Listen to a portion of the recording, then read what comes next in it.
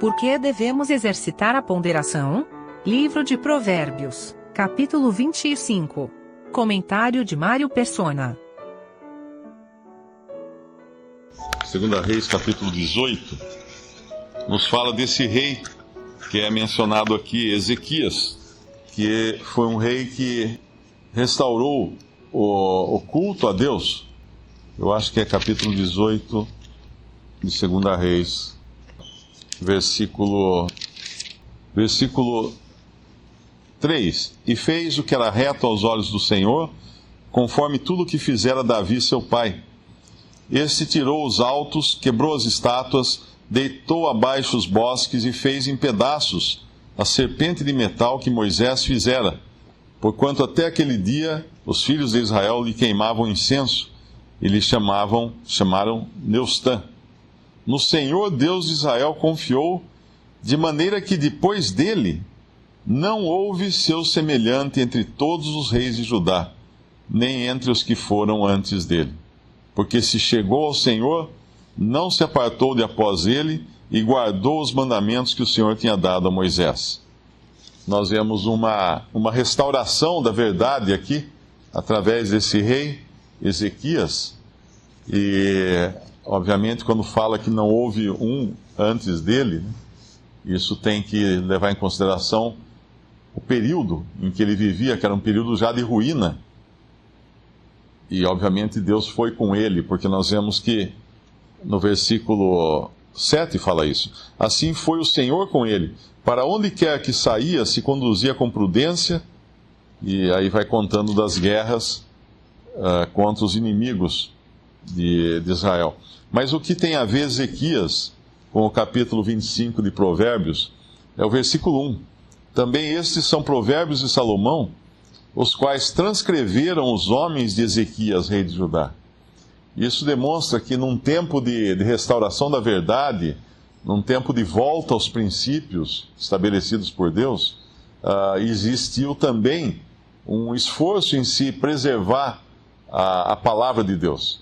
Então esses homens de Ezequias, rei de Judá, acabaram transcrevendo os provérbios de Salomão. E muitos deles, obviamente, estão aqui hoje e fazem parte do volume da palavra de Deus, esses provérbios de Salomão. Salomão é uma figura de Cristo em seu reino. Quando Cristo vier reinar e estabelecer paz na terra.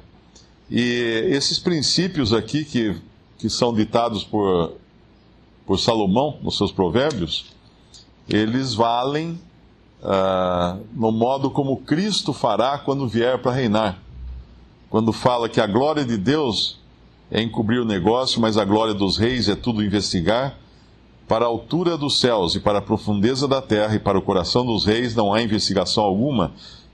Tira da prata as escórias e sairá vaso para o fundidor.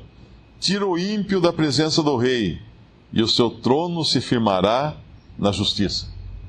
O trono de Cristo, quando ele vier reinar e se estabelecer esse trono, então, em justiça, ele será precedido de uma limpeza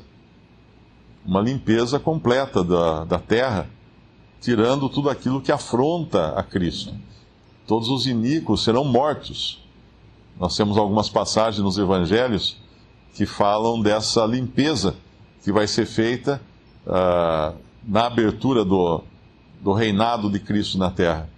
Porque sem a separação, sem que o mal seja tirado da terra, não poderia haver paz durante o seu reino. Mas Cristo virá, fará essa limpeza, e durante todo o milênio haverá juízo a cada manhã.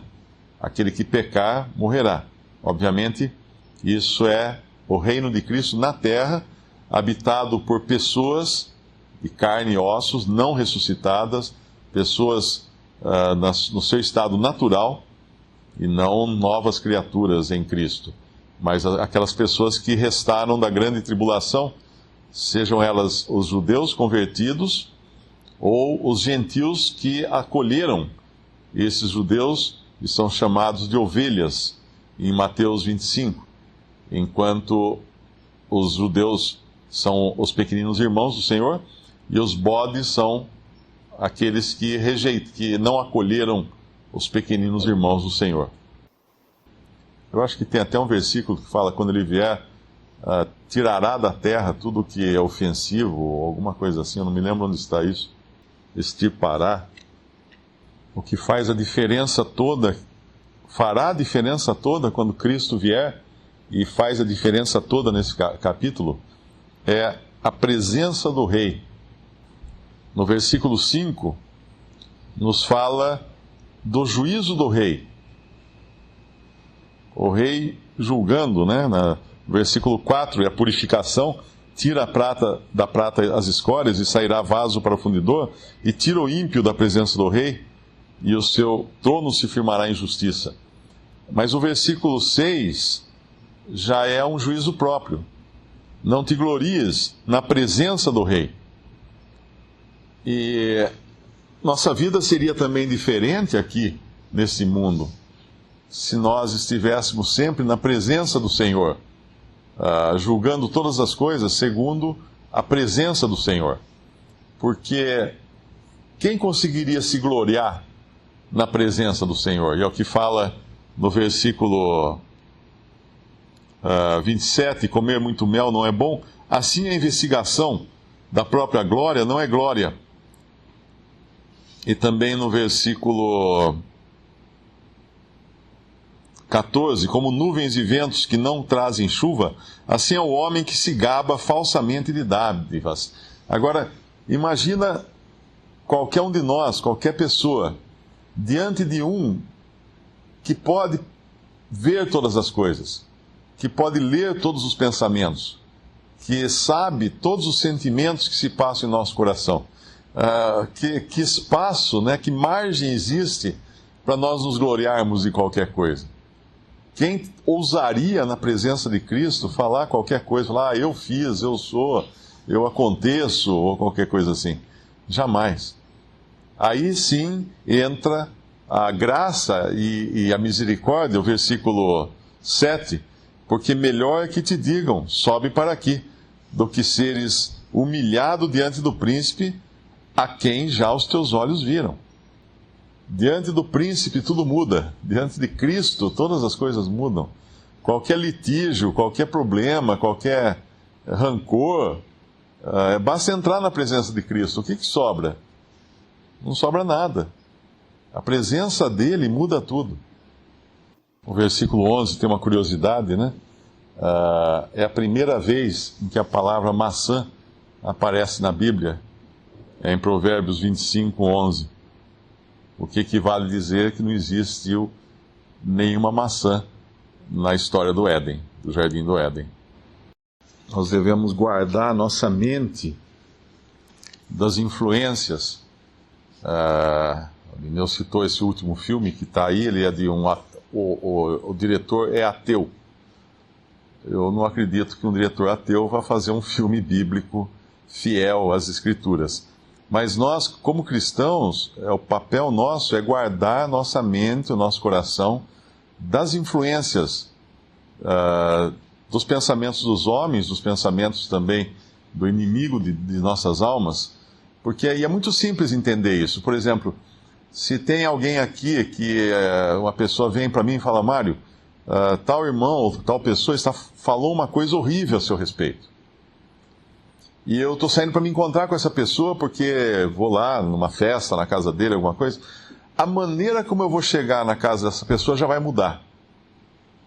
Porque o que essa outra pessoa me disse, que eu não sei se é verdade ou mentira, já influenciou meus pensamentos, já fez com que eu raciocinasse uma série de coisas, pensasse mal daquela pessoa, enfim, eu fiquei com a mente contaminada.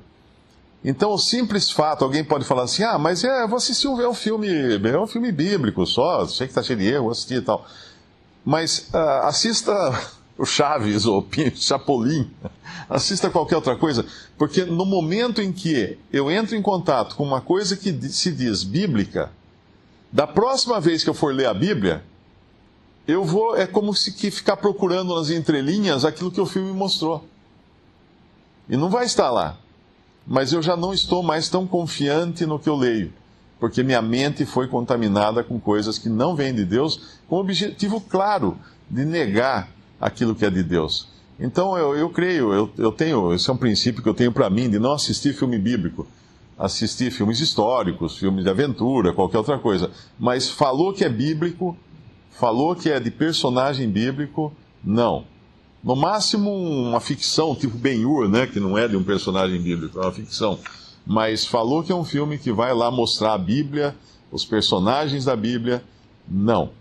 Porque a próxima vez que eu abrir a minha Bíblia, aquilo vai interferir no meu pensamento e na minha leitura. Com certeza, a mente vai estar contaminada.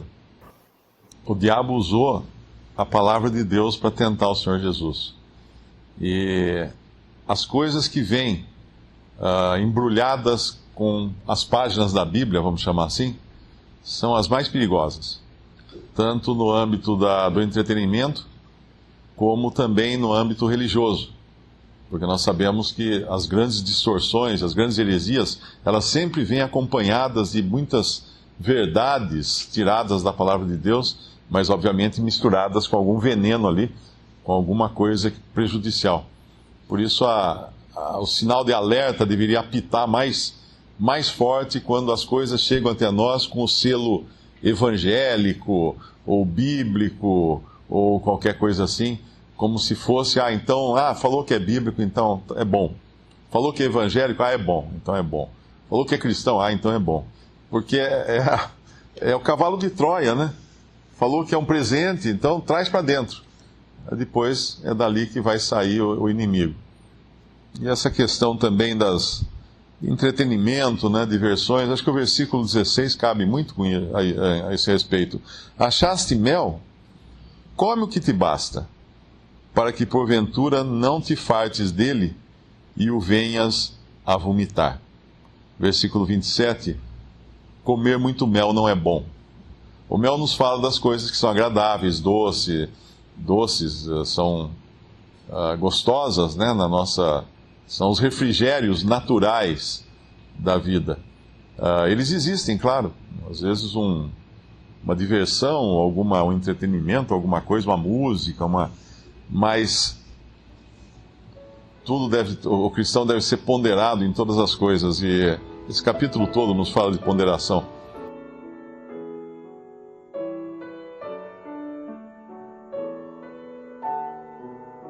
Visite Respondi.com.br. Visite também 3minutos.net.